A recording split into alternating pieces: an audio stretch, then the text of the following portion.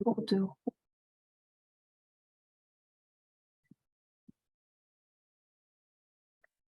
Bonjour à tous, bienvenue à ce troisième webinaire technique du réseau Agrifaune de Nouvelle-Aquitaine. Donc, je me présente, Julie Bernard, chargée de mission biodiversité à la Chambre régionale d'agriculture Nouvelle-Aquitaine. Diapo suivante, s'il vous plaît. J'anime ces webinaires qui sont conduits dans le cadre du programme Agrifaune régional 2022-2024, qui repose sur 3 thématiques d'action principales, qui sont les bords destins, les haies et les couverts végétaux. Donc, le réseau compte 20 partenaires, dont 10 chambres départementales d'agriculture, 9 fédérations départementales des chasseurs et l'OFB, qui sont engagés sur 9 départements. L'idée de ces webinaires, c'est de valoriser les actions qui sont menées dans les territoires départementaux par nos partenaires. Donc, le webinaire est d'environ une durée d'1 heure, avec une demi-heure de présentation par nos intervenants, suivi d'un temps d'échange. Donc, n'hésitez pas au fur et à mesure à poster vos questions dans l'espace de discussion. Et comme on n'est pas trop nombreux, vous pourrez à la fin de la présentation directement poser vos questions à vos intervenants. Le webinaire sera également enregistré et est disponible sur la chaîne YouTube de la Chambre régionale d'agriculture de Nouvelle-Aquitaine. Et donc, laisser la parole à Stéphane Quillot de la Fédération départementale des chasseurs de la Creuse et Pierre Beuz de la Chambre d'agriculture de la Creuse pour leur présentation.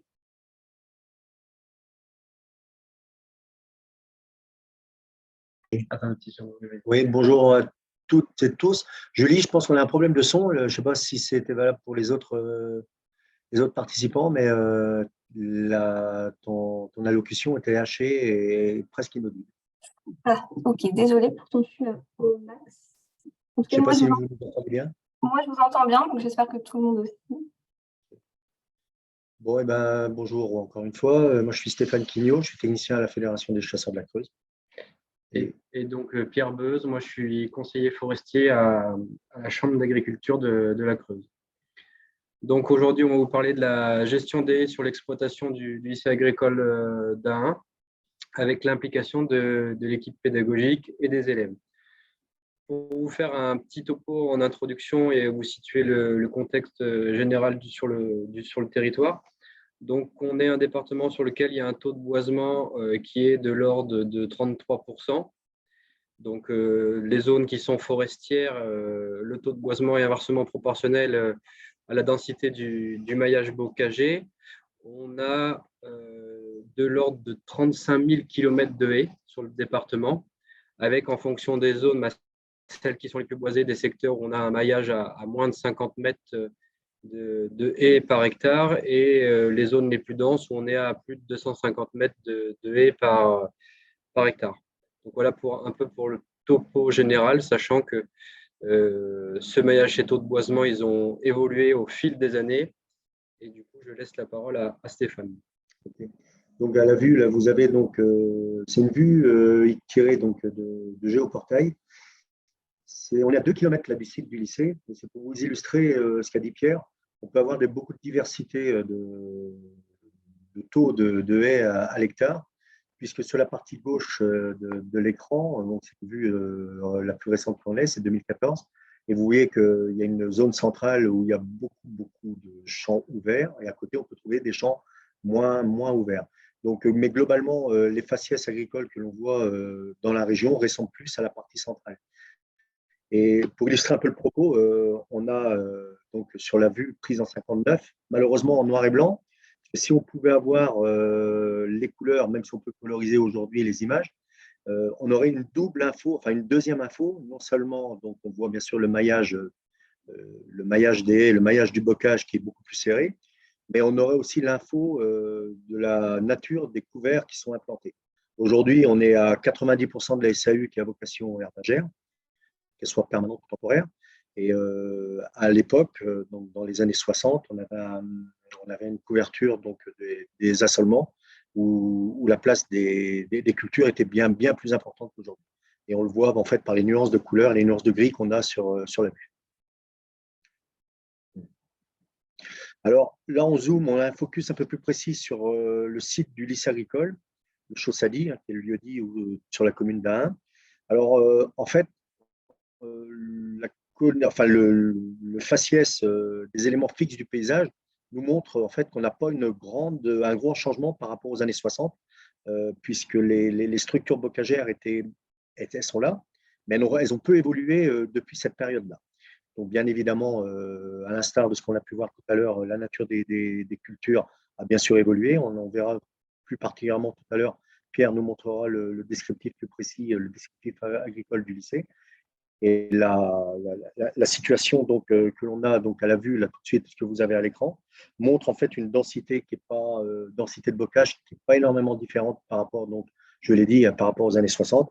Et la cohérence du bocage qui n'est pas forcément évidente. Donc, les chefs d'exploitation successifs que l'on rencontre depuis quelques années maintenant au lycée, donc dans le cadre du programme Agrifaune, nous ont évoqué le fait justement de structurer ou de restructurer le bocage sur le site de l'exploitation. Ouais.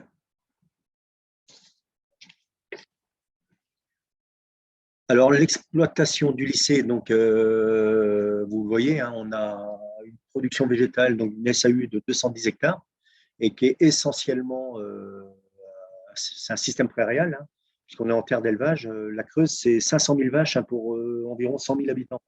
Donc, on a le deuxième troupeau à l'étang de France. On est sur le podium en même temps que, on va dire, la Saône-et-Loire et le Cantal. Ces trois départements tiennent globalement le même niveau en termes de cheptel.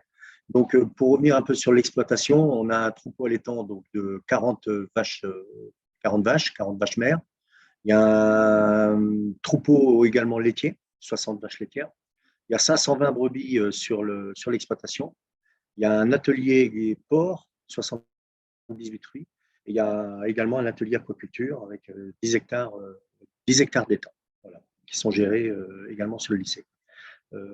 En plus, la nouvelle production qu'il y a, c'est un maraîchage biologique avec implantation de serres et maraîchage plein champ, donc sur 1,5 hectare environ.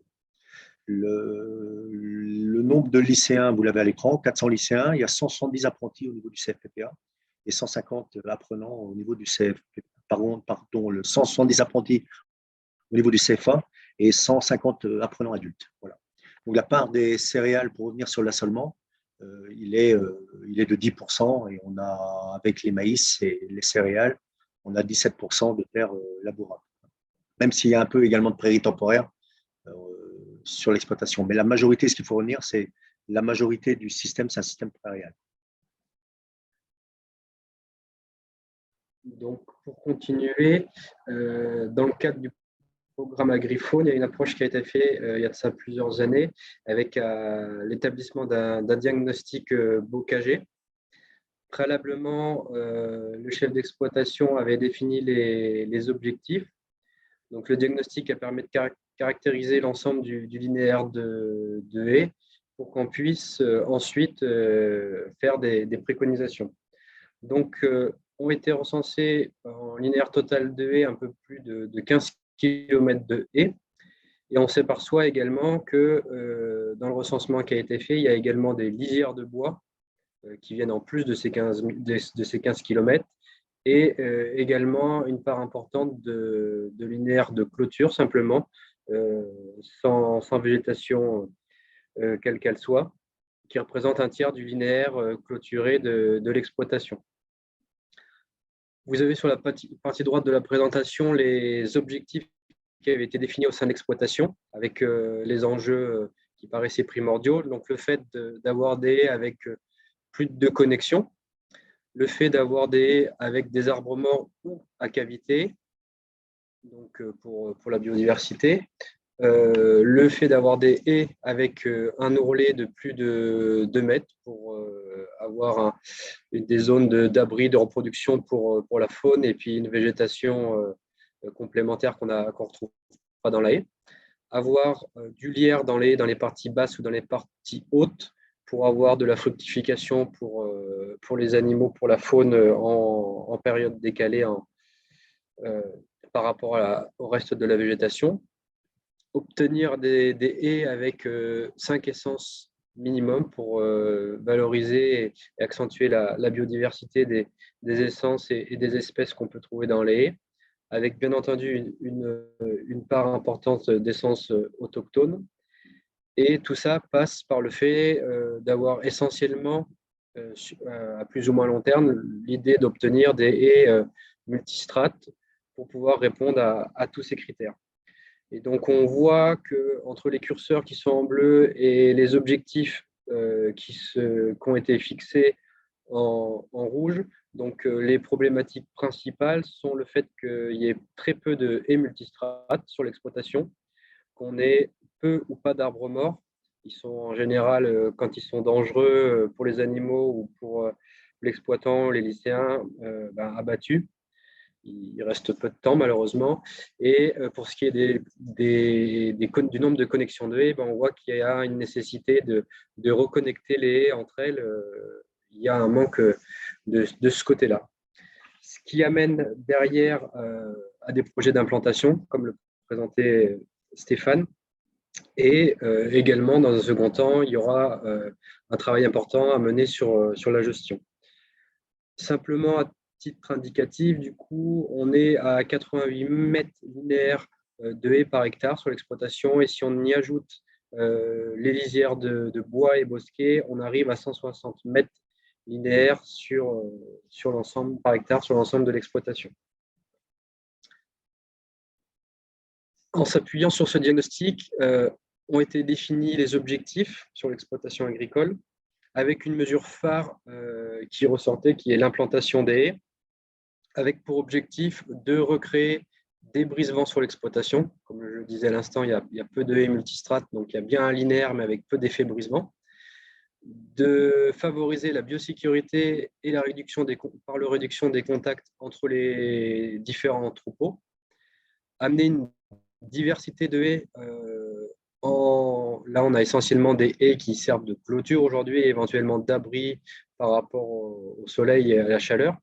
Et l'idée, c'est d'amener des haies fourragères, des haies médicinales au sein de l'exploitation. Tout ça va amener indirectement ou directement à favoriser la biodiversité et à reconnecter les éléments boisés, que ce soit des haies, des bosquets ou des forêts entre eux. Alors, dans le cadre d'Agrifaune, puisque c'est par Agrifaune que le chantier a vu le jour un peu sur le lycée. Donc, les premières implantations ont commencé en novembre 2017. Il s'était planté environ 400 mètres de haies en 2017. On avait vraiment mis l'accent sur cette première année. Il y avait l'engouement du départ, certes. Il y avait un objectif de faire différentes haies. On verra tout à l'heure les différents. Pierre en a parlé, mais on verra en cartographie ce qui a été fait en termes sur la typologie des haies et les enjeux haies, la vocation des haies qui ont été implantés. Donc 400 mètres la première année. L'année qui a suivi en 2019, donc en mars 2019, il y a eu 200 mètres de haies. Là, en 2020, il y a eu 180 mètres de haies implantées. En 2021, 200 mètres de haies. Et l'année dernière, en 2020, cette année, au printemps 2022, au sortie d'hiver 2022, bon, Covid oblige, confinement oblige, et donc le lycée n'a pas échappé, bien sûr, à ces contraintes sanitaires. Il y a eu à peine 100 mètres de haies plantées. Il y avait très peu d'élèves présents sur le site, mais on a pu quand même assurer l'implantation de presque 100 mètres de haies. Et pour une typologie de haies nouvelle, c'est une ripisylve qui a été installée en 2022. Donc au total, on est à 11 tronçons de haies plantés depuis novembre 2017. Il y a plus de 1300 mètres de haies qui ont été implantés, plus de 1800 arbres et 30 essences différentes ont été utilisées. Et ça a concerné une centaine d'élèves dans le cadre de l'équipe enseignante avec une centaine d'élèves. Voilà. Alors voilà, je vous parlais tout à l'heure de la localisation. Vous avez un code couleur. Les clôtures, donc, qui ont vraiment une vocation de clôture, c'est-à-dire on a un ursus ou un grillage ou un barbelé qui est implanté, et puis de part et d'autre, en quinconce, on a un système buissonnant qui est implanté à base de prunelier, d'aubépine, et on a essayé le hou ou néflier. Donc ça, c'est le segment, le petit segment vert là, que vous avez, là, il représente 60 mètres. On a les haies multistrates qui ont été implantées, donc ça, c'est les premières haies qui ont été plantées les 2 premières années, donc vous avez 3 segments. On a également un segment le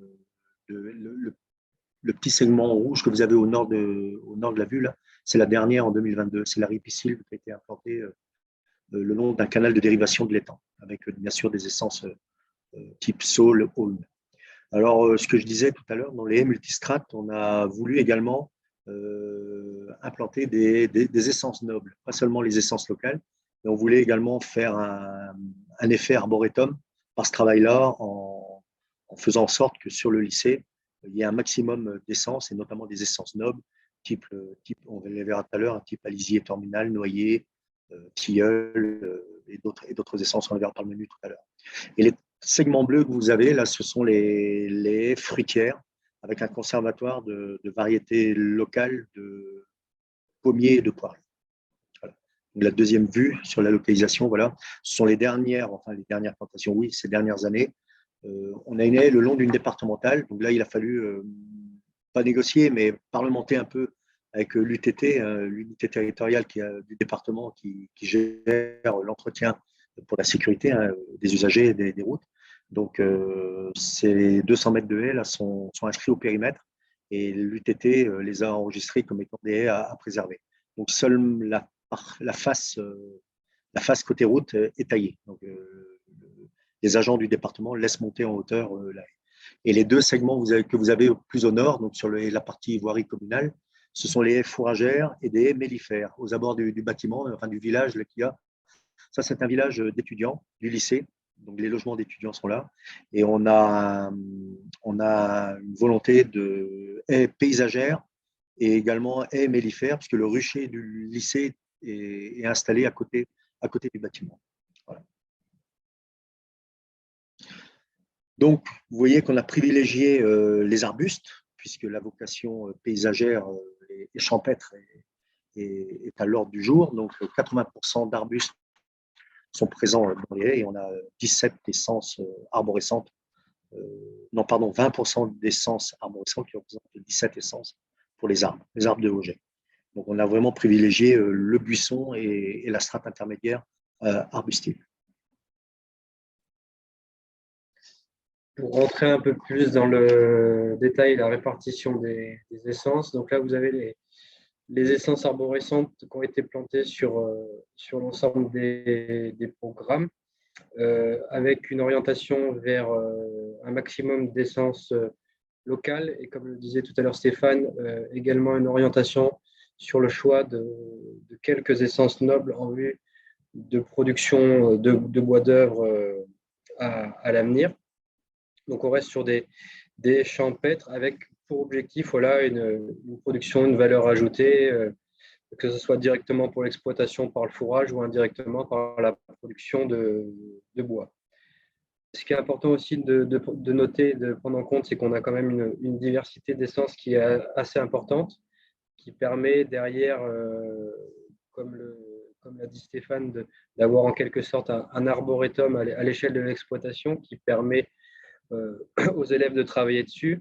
Et dans le cadre de changement, dans un contexte de changement climatique, d'avoir aussi un observatoire à ciel ouvert sur ces essences-là à proximité du lycée. Pour ce qui est des essences arbustives plantées, là aussi, il y a une diversité qui a été recherchée avec un maximum d'essences locales. Donc, on voit que sur la première ligne, la vigne était identifiée. Elle n'a pas pu être plantée par manque de plants au moment de la plantation, mais il est bien prévu sur l'implantation d'une haie fourragère d'introduire des plants de vigne à court terme. Donc, ça sera fait dès le printemps prochain. Donc, elles seront mises en place. Au niveau de l'approche globale et la réflexion sur le choix des essences, il n'y a pas eu de réflexion particulière quant au changement climatique dans le choix des essences jusqu'à aujourd'hui, à part l'introduction d'une ou deux essences éventuellement. Mais il s'avère que dans les prochains projets de plantation, cette réflexion va être mise un peu plus en avant, donc avec deux possibilités. En fonction des essences et de la disponibilité dans les pépinières et en fonction des matériels forestiers de reproduction qui seront disponibles, il y aura deux possibilités. Soit on prendra les mêmes essences, mais avec des origines qui sont du coup plus méridionales ou qui viennent plutôt du sud-ouest pour ce qui est de notre territoire. Ou si on n'a pas possibilité de jouer avec les provenances des essences, on travaillera également sur la migration assistée de nouvelles essences qu'on trouve sur ces territoires du sud-ouest de la France sur des sols similaires.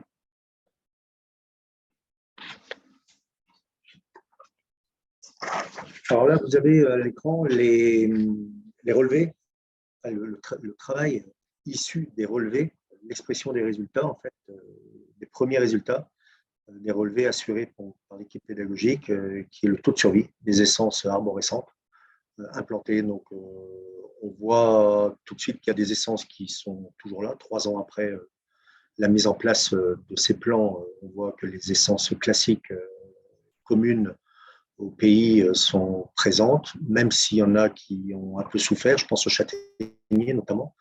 On en parlera un peu plus précisément après. Donc d'abord, on va lister un peu les essences qui ont le mieux survécu. Et on voit aussi, par exemple, que pour l'alisier, donc c'est l'alisier terminal et le cormier, on n'a pas une survie, manifeste. Enfin, on n'a pas une excellente survie. L'alisier est à 50% présent, il n'a pas bougé à l'issue de la plantation. Par contre, pour le cormier, à l'issue de la première année, 50% des cormiers étaient présents et après, ils se sont encore dégradés. Alors, on peut raisonner, là, Pierre en parlera plus finement que moi, on peut raisonner sur l'effet station ou sur les niches écologiques de ces espèces-là, si elles sont vraiment adaptées ou pas. Mais bon, ça, c'est un autre débat. Mais on voit quand même que globalement, pour les arbustes, enfin, pardon, pour les arbres, la survie est au rendez-vous. Alors, on mesure la survie, les élèves mesurent et les enseignants mesurent la survie, mais également la croissance. Et là, on ne parle pour l'instant que de la survie. L'outil croissance et de mesure de la croissance est en phase de test. Et puis en plus, comment mesurer la croissance sur des sillons, parce que c'est des plants globalement de 40 à 60 cm qui sont implantés. Donc, avant qu'on mesure la croissance, il faut les laisser grandir. Voilà. Pour les arbustes, on a tout de suite à l'écran une meilleure survie, puisque globalement, hormis pour le hou, mais ça on le savait un peu, puisque c'est une naissance de lumière. Donc le hou a besoin de l'ombrage de ses copains pour s'exprimer. Mais bon, malgré tout, aujourd'hui, on a plus de 40% des houx, 3 ans après, enfin là c'est le relevé à 3 ans, plus de 40% des houx sont présents, donc ce n'est pas ridicule non plus. Donc, il est sur les haies où il est implanté, il est quand même présent. Par contre, pour tout ce qui est arbustes, les autres qui sont vraiment dans leur niche écologique, on n'a pas de souci majeur, puisqu'à plus de 90%, ils sont là. Alors, ces différents travaux sont pédagogiquement parlant super intéressants, puisqu'on est vraiment sur un TP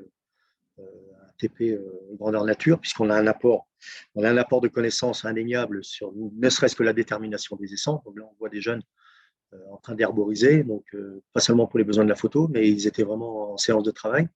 On a un apport de connaissances pratiques, puisque à l'occasion des plantations, on a vraiment une démarche pratique d'implantation avec taille et parement, on va dire, des plants, c'est-à-dire on taille les racines, donc on habille un peu tous les plants et ils sont tous pralinés. Donc vous voyez l'action de pralinage dans le seau avant toute implantation. Donc en pédagogie, tous les différents ateliers, parce qu'on travaille par atelier le jour de la plantation, parce qu'on a quand même entre 15 et 30 élèves selon les années qui sont présents sur 2 ou 3 classes. Et on a en première séance, donc on fait un atelier en pédagogie où tout le monde adopte la même technique et après les différents groupes partent sur leur section et assurent la plantation comme il se doit. Donc, bien sûr, à l'occasion de cette plantation, on sensibilise les jeunes puisqu'on a une équipe professionnelle, que ce soit l'OFB, la Chambre ou la Fédération des chasseurs, et également des locaux qui viennent également nous aider. On a différentes personnes qui peuvent participer à cette journée de plantation. Et donc, on a une sensibilisation sur les différents rôles de la haie. Donc, c'est vraiment pas les mains dans le cambouis, mais les mains dans le pralin qu'on parle aux jeunes pour parler des intérêts agronomiques, puisque ce sont essentiellement des futurs exploitants, Donc, et on diffuse un message pour faire en sorte que la haie ne soit pas vue uniquement comme un ennemi, comme aujourd'hui, malheureusement, comme on peut le voir trop souvent dans le monde agricole, mais plutôt comme un allié, parce qu'on a énormément d'atouts et d'arguments pour expliquer que la haie est vraiment l'allié du monde agricole. Donc, bien sûr, on parle des différents intérêts, que ce soit pour la faune, la chasse et les intérêts climatiques, avec les enjeux eau notamment, puisque depuis 3-4 ans, là, on a une vraie problématique, et Pierre en parlera tout à l'heure sur les perspectives et sur les projets. Et bien évidemment, ce travail s'inscrit dans le cursus scolaire, puisque les différents modules de formation, que ce soit les modules généraux, les modules S1 ou les modules S4, qui sont plus techniques, ont un super terrain d'expérimentation et un super TP. Et là, on parle géométrie, on parle chimie, on parle physique et on parle mathématiques quand on parle de la haie. Donc tout ça, on le fait, on fait de la science sans forcément s'en rendre compte. Voilà. Et en plus, je tenais à rajouter que les profs d'informatique utilisent les relevés et le jeu de données, les jeux de données qui sont retenus, qui sont relevés à l'occasion des suivis de hauteur, sont exploités par les profs en informatique pour les différentes applications informatiques de jeux de données.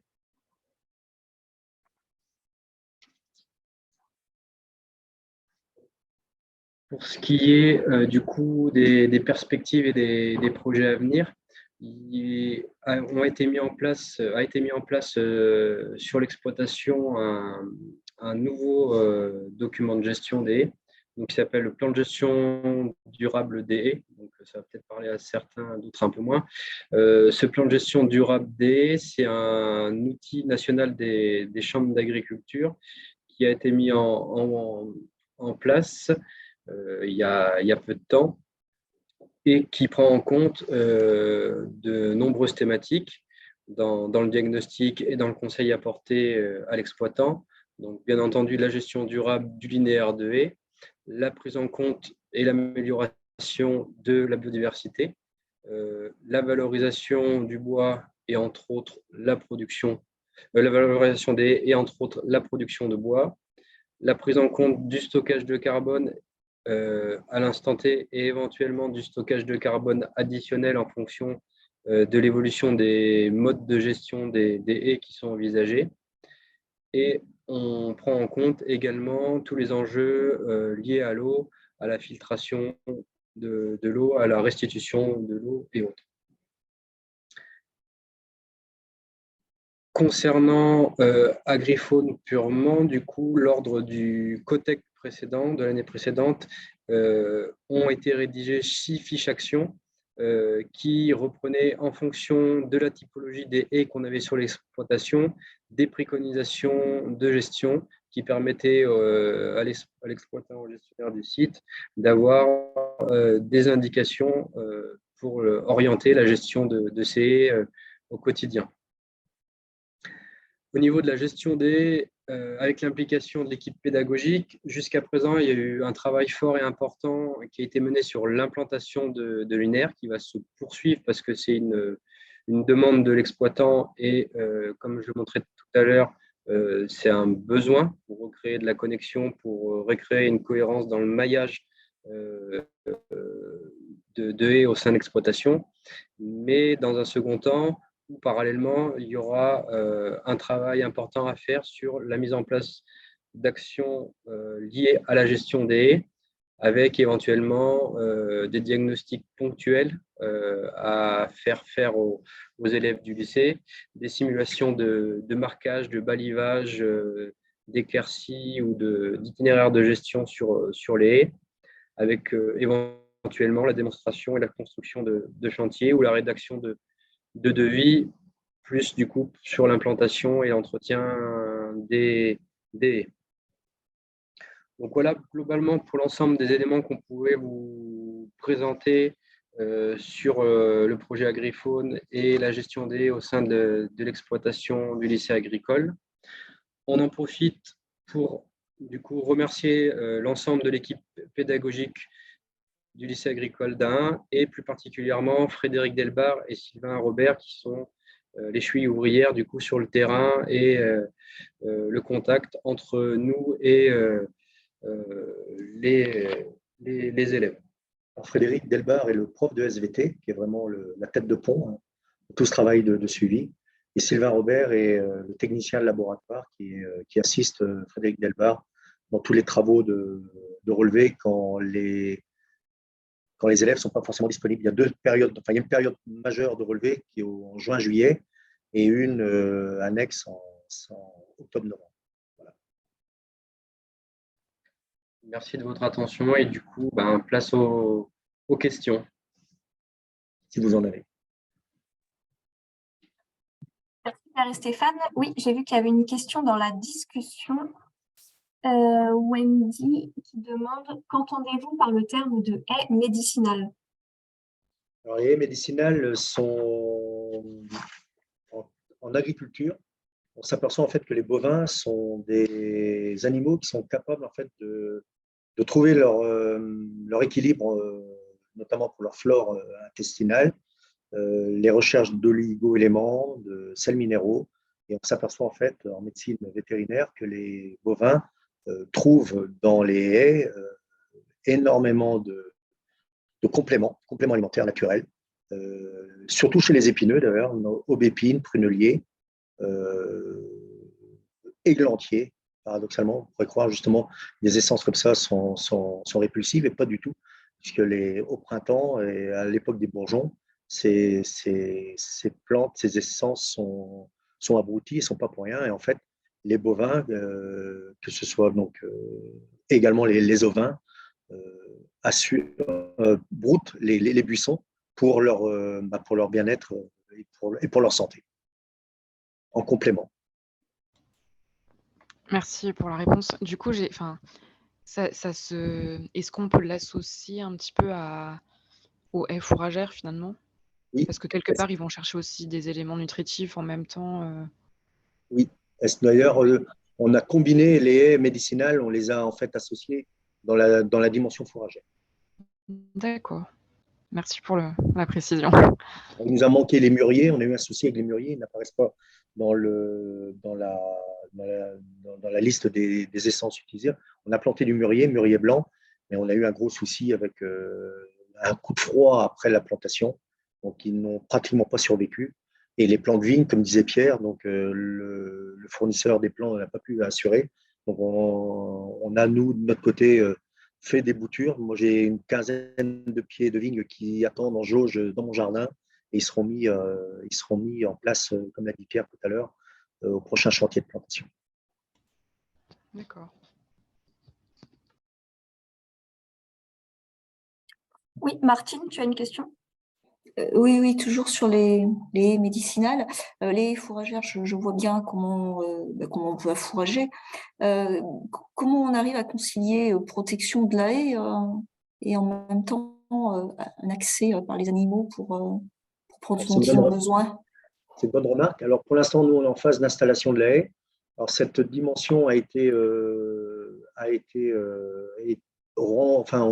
intégrée dès le début, puisqu'on a prévu une mise en défend en dur, donc du côté voie publique, côté voie communale, il y a une clôture en dur qui sera consolidée lorsque la haie sera plus grande. Et en fait, il y a une mise en défend côté parcours, côté pré. Il y a une mise en défend électrique et en fait, il y a deux possibilités, deux itinéraires possibles où il y a une fauche par lamier ou autre outil coupant pour couper les rameaux et les laisser au pied de haie. Et on leur donne un laps de temps que je ne connais pas et qu'on verra après comment ça sera géré pour que le troupeau broute et consomme les rémanents laissés sur le sol, ou un laps de temps de pâture sur la haie. Et lorsqu'on estime que le laps de temps est suffisant, on remet en défend la haie. Donc les deux itinéraires vont être étudiés. Si j'ai répondu à la question. Oui, parfait. Est-ce qu'il y a d'autres questions? On s'appuie aussi sur des expérimentations qui existent ailleurs en France. Moi, j'ai vu en bibliographie, en Ariège, une exploitation, mais là, c'est des arbres en plein champ, des mûriers d'ailleurs. Et là, il y a un pâturage qui est fait par les ovins et bovins sur cette exploitation. Alors, je n'ai pas plus d'éléments tout de suite à vous donner, mais je sais que ça existe. Donc, on a des itinéraires techniques qui seront qui seront accessibles.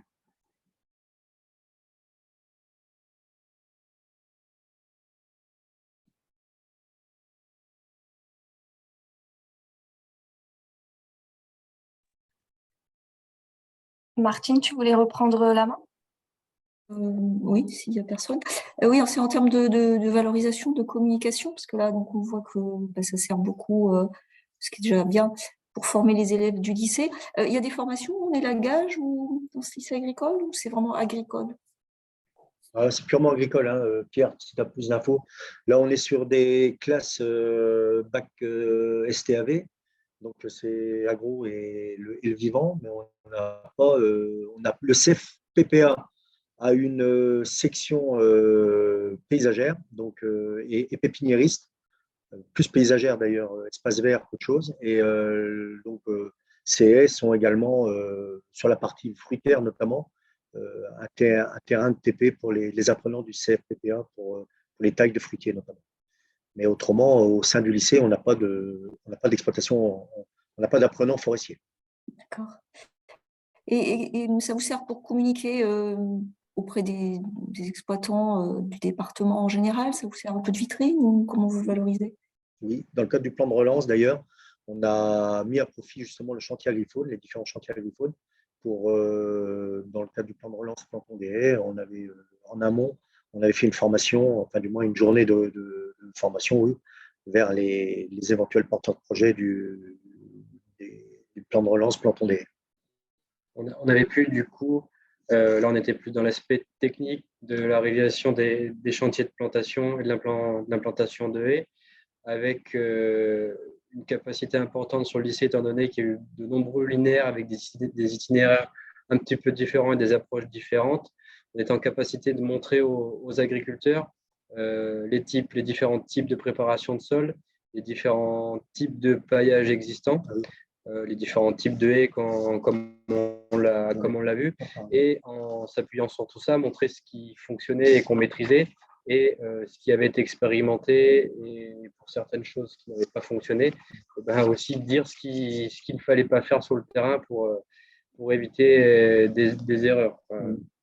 Donc non, c'est un support plus qu'important et nécessaire pour nous, qui là qui nous sert dans un premier temps pour parler d'implantation, éventuellement on pourrait parler de choix des essences aussi en lien avec le changement climatique. Et à l'avenir, au fur et à mesure que ces vont grandir, on va pouvoir commencer à aborder d'autres thématiques que sont la taille de formation, les entretiens, les élagages sur ces, et éventuellement, donc là c'est la croissance des arbres qui décidera de quand on pourra commencer, effectivement, pour les haies qui seront fourragères, sur les modalités d'utilisation de ces haies fourragères, avec deux grands principes que Stéphane vient d'évoquer, soit la mise en défense et l'ouverture à des périodes données de ces haies avec mise à disposition totale de la haie, soit récolte du bois avec les feuillages et mise à disposition pour consommation. Alors oui, Pierre fait bien de le rappeler. J'ai oublié d'évoquer les essais pays. La première année, donc en novembre 2017, on avait planté 400 mètres de haies. On avait invité d'ailleurs le GDA, donc c'est le siège du GDA du coin, là, est au lycée. Donc on avait demandé au GDA d'inviter les exploitants voisins, volontaires, pour cette opération plantation. Et on a fait également une démo de fauche et d'entretien de clôture déportée. En fait, l'objectif, c'est on a également trouvé un autre argument pour défendre et pour plaider pour les haies, c'est qu'on peut utiliser la haie comme support des clôtures électriques. Donc, en plantant, en fait, en fichant des piquets type fibre de verre dans les arbres. Mais dans ces cas-là, il faut aussi avoir des arbres suffisamment gros pour pouvoir supporter donc, cette implantation de piquets en fibre de verre dans le tronc.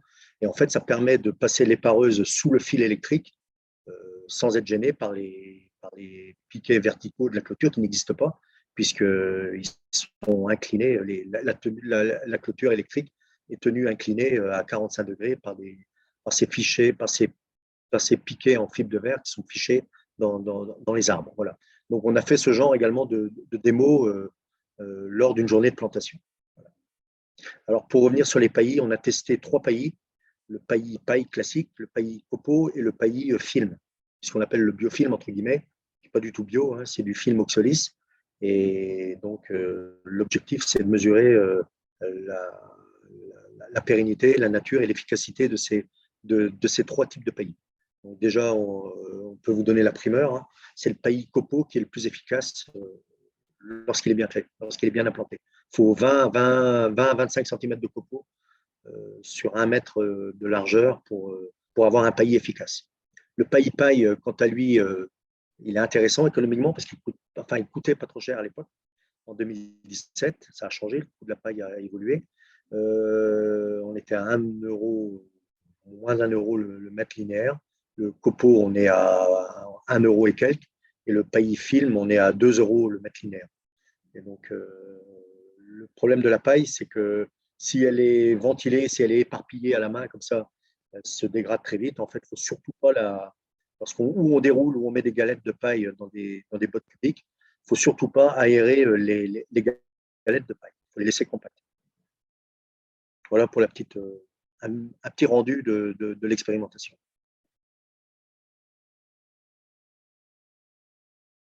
Oui, merci Stéphane et Pierre pour ces précisions. Martine, tu veux reprendre la main? Oui. Est-ce que vous avez eu des dégâts de gibier? Oui. D'ailleurs, on protège toutes les essences nobles, les arbres de valeur sont systématiquement équipés d'un manchon, tuteur et manchon type Norpen. Donc, c'est du manchon grillage souple en plastique. Et tout ce qui est épineux, donc prunelier, aubépine, on ne protège pas, on prend le parti de ne pas les protéger, même s'ils sont abrutis, puisque en fait, l'abrutissement, si on n'a pas trop de frottis, on a eu un peu de frottis de chevreuil sur des arbres qu'on a jugé un peu trop tôt d'enlever les manchons de protection, et les chevreuils nous ont rappelé à l'ordre. Et sur la ripiscille, on s'attendait à beaucoup d'impact des ragondins, notamment s'il y a un peu de ragondins sur l'étang à côté du canal de dérivation qui a été végétalisé. On s'attendait à un fort impact des ragondins et en fait, pas du tout. On n'a pas eu de souci avec l'aboutissement des ragondins pour l'instant. Et il faut effectivement, les arbres de valeur, il faut les équiper d'un manchon de protection contre le gibier, contre les dégâts de gibier. Il faut que tous les arbres d'OG qu'on veut garder pour produire du bois soient protégés individuellement et tout ce qui va être buissonnant, même si c'est un petit peu taillé de temps en temps, et du coup, ils auront plus vite un aspect buissonnant. Oui. À moins que ça devienne trop intensif, mais oui. On n'en est pas là. On n'en est pas à ce stade-là.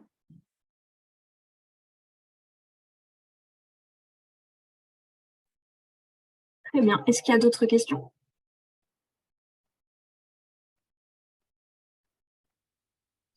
Moi, j'en aurais une. Est-ce que vous savez si à terme, il y aurait des suivis de faune ou d'insectes sur les haies? On n'en a pas parlé, ça fait partie également du domaine du possible, mais après, donc, les protocoles existent, hein, mais pour l'instant, on n'en a pas parlé. Et ça peut faire l'objet de… Alors, il y a l'Observatoire de la biodiversité, puisque le lycée est un site OAB, et notamment sur les abeilles solitaires. Et je pense que ça fera l'objet de suivi dans cette dimension-là. Ok, ça marche. D'autres questions? Oui, Martine.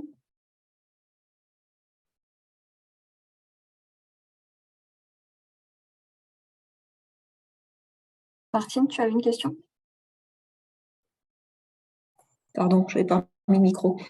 Oui, je disais, il n'y a pas eu d'état zéro non plus sur les oiseaux à l'échelle autour du lycée ou de choses comme ça, ou de suivi ENI oiseaux. Alors, on a fait un relevé dans le cadre de ce qu'on appelle le protocole ACT de l'OFB maintenant. Donc, dans le cadre des protocoles OFB FNC, on a ce qu'on appelle le réseau ACT qui est le suivi des oiseaux nicheurs. Donc, Jérôme Hiverneau, le collègue de l'OFB à l'époque, avait fait un point zéro entre guillemets en 2017 et on n'a pas fait de suivi depuis. En fait, les oiseaux, c'est assez compliqué d'avoir des protocoles à l'échelle d'une si petite entité. Nous, les protocoles qui sont à notre disposition sont des protocoles qui sont faits pour mesurer les tendances d'évolution des effectifs nicheurs et à l'échelle du département, voire plus.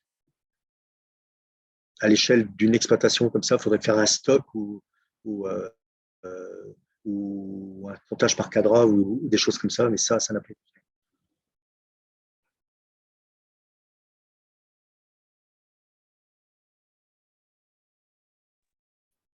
Merci. Est-ce qu'il y aurait d'autres questions?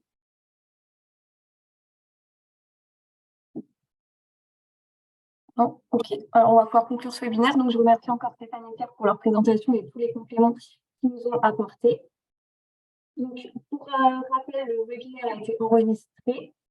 Il sera disponible donc, en replay sur la chaîne YouTube de la Chambre régionale d'agriculture Nouvelle-Aquitaine prochainement. Et vous allez aussi recevoir le diaporama qui vous a été présenté aujourd'hui.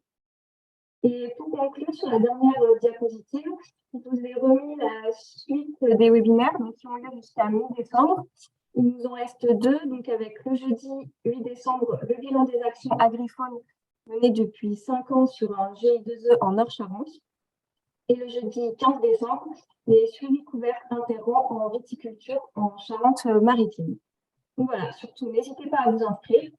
Merci à tous pour votre participation et à la semaine prochaine pour la suite de la série. Merci à vous, bonne journée. Merci, au revoir. Au revoir. Au revoir. Au revoir.